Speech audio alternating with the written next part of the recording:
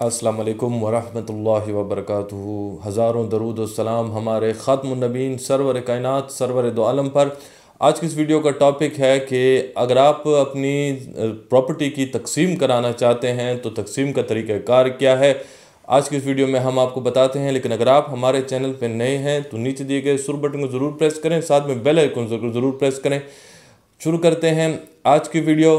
सबसे पहले आपको ये बताते चलें कि दो किस्म की प्रॉपर्टीज़ हैं और दोनों अक़साम की प्रॉपर्टीज़ का तकसीम का तरीक़ाकार जो है वो शायद कदर मुश्तरक है, लेकिन उसके फ़ोरम जो हैं, मजाज फ़ोरम, उनकी अदालतें जो हैं वो मुख्तलिफ हैं हमारे कानून के मुताबिक।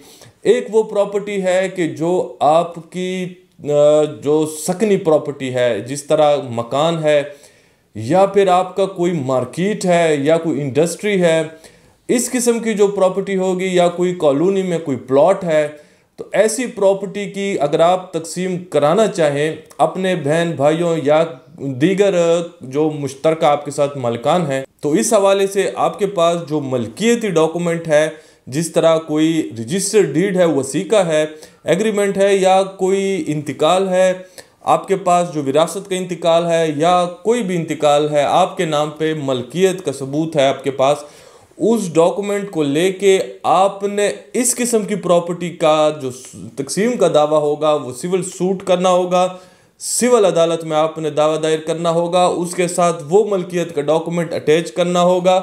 और इस किस्म की प्रॉपर्टी की तकसीम में जज साहब जो होंगे वो आपको, जब आपकी शहादत हो जाएगी, उसमें एविडेंस आपकी मलकियत के हवाले से जब आपकी फ़ाइल पे आ जाएगी, उसके बाद जब कोर्ट आपको डिग्री देगी तो पहले प्रिलिमिनरी डिग्री देगी जिसको इब्तिदाई डिग्री कहते हैं। उसके बाद कोर्ट आपको जब प्रिलिमिनरी डिग्री मिल जाए उसके बाद आपने कोर्ट में कतई डिग्री या फाइनल डिग्री की दरख्वास्त देनी है। प्रिलिमिनरी डिग्री में सिर्फ कोर्ट ये तयन करती है कि जो प्रॉपर्टी जिसका आप तकसीम चाहते हैं, कोर्ट ये डिक्लेयर करेगी कि वाकई इस प्रॉपर्टी में इतना हिस्सा जो है वो आपका कानूनन बनता है, तो वो उसकी डिग्री आपको दे देंगे। उसके बाद जब आप इब्तिदाई डिग्री के बाद कतई डिग्री या फाइनल डिग्री के लिए अप्लाई करेंगे तो फाइनल डिग्री में कोर्ट उस प्रॉपर्टी को तकसीम का जो तरीका होगा, अगर वो मकान छोटा है तो फिर उस प्रॉपर्टी की मार्केट वैल्यू डाल के जो आपका हिस्सा बनता है वो आपको दिया जाएगा, या फिर अगर बिलफर्ज वो प्रॉपर्टी तकसीम के काबिल है तो जो पोर्शन आपको उसमें से एक पोर्शन तकसीम करके आपको दे दिया जाएगा, उसकी पोजेशन जो है आपको हैंड ओवर कर दी जाएगी। ये है सकनी प्रॉपर्टी की तकसीम का तरीक़ाकार, यानी जो मकान है या रेजिडेंशियल प्रॉपर्टी है या प्लॉट है या कोई इंडस्ट्री है।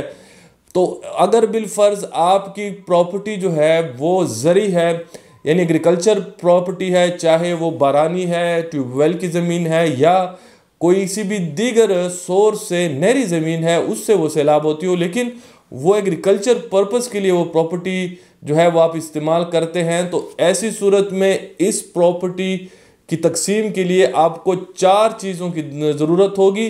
और इसकी तकसीम जो है वो आप सिविल कोर्ट में नहीं करा सकते, बल्कि आपको असिस्टेंट कमिश्नर या असिस्टेंट कलेक्टर की अदालत में तकसीम की दरख्वास्त देनी होगी। 4 चीज़ें इस तकसीम की दरख्वास्त के साथ आपने अटैच करने होंगे। आप अपने साथ इन 4 चीज़ों को कागज़ पे लिख लें। एक, आपको मुफस्सिल फ़र्द की ज़रूरत होगी। दूसरा, आपको नक्शा अलिफ की ज़रूरत होगी। नक्शा अलिफ वो डॉक्यूमेंट है कि जो फ़र्द की तरह है, लेकिन उसमें ये लिखा होता है कि आपकी इस खेवट में कुल कितना रकबा है और उसमें कितने रकबे का आपके पास पहले से कब्ज़ा मौजूद है, और इस तकसीम के ज़रिए आप कितने रकबा मज़ीद जो आपका कम होता है वो आपको दिया जाए। ये नक्शा अलिफ इसलिए इसकी ज़रूरत होती है और इसलिए इसमें यूज़ होता है, ये आपको चाहिए होगा। और तीसरा जो डॉक्यूमेंट है वो उसको अक्स शजरा किश्तवार कहते हैं, या नक्शा जिसको कहते हैं, उस खेवट में जितने भी खसरे हैं उसका अक्स शजरा किश्तवार यानी नक्शा जो होगा वो आपको चाहिए होगा। और चौथा और लास्ट डॉक्यूमेंट जो आपको ज़रूरत होगी वो है शर्त वाजिबुल अर्ज़। शर्त वाजिबुल अर्ज़ वो डॉक्यूमेंट है कि जिसमें या आपको पटवारी के पास या आपको सदर दफ्तर में मिलेगा, जिसमें उस मौजे की में ज़मीन की तकसीम के तरीक़ेकार जो है वो वहाँ पे दर्ज होगा कि हर ज़मीन हर मौजे में तकसीम का तरीक़ेकार जो है वो अलग से तयन हो चुका है। ये 4 चीज़ें जो आपको ज़रूरत होंगी। इसके बाद एक तकसीम की दरख्वास्त जिसमें तमाम पार्टीज़ का नाम लिखना, और फिर वो तकसीम की दरख्वास्त के साथ इन 4 चीज़ों को लगा के असिस्टेंट कलेक्टर या असिस्टेंट कमिश्नर की अदालत में दायर करेंगे।